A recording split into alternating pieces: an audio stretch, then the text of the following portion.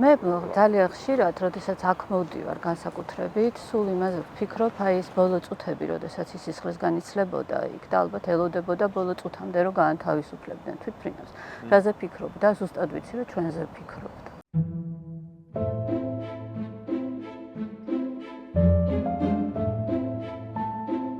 სახლში გარჩევები ამ ამბის ჩვენ მე მახსოვს რომ იყო გარჩევები ჩვენ გვარიდებდნენ ამაზე საუბარს ხო გეუბნებით ეს ამბავი რომ მოხდა რატომ გარიდებდნენ რა საინტერესო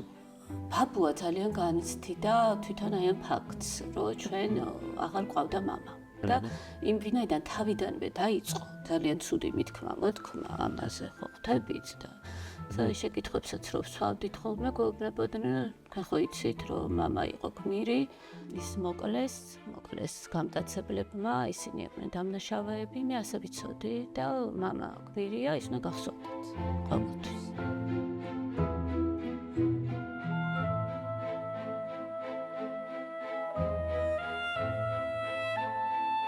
ამ თემის რომანტიზირებას ვერ ცდება ვერავინ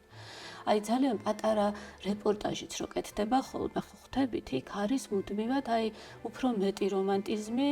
ვიდრე ფაქტები ამან ალბათ თვითონ შეგცვალათ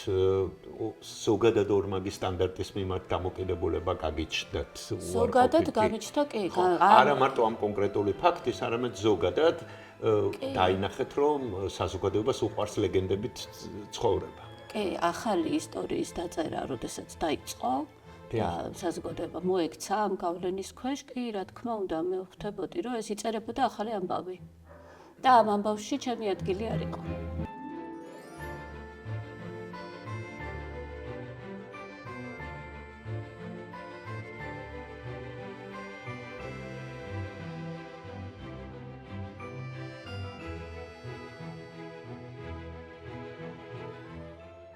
სინამდვილეში ამ ისტორიას ყავს გმირები.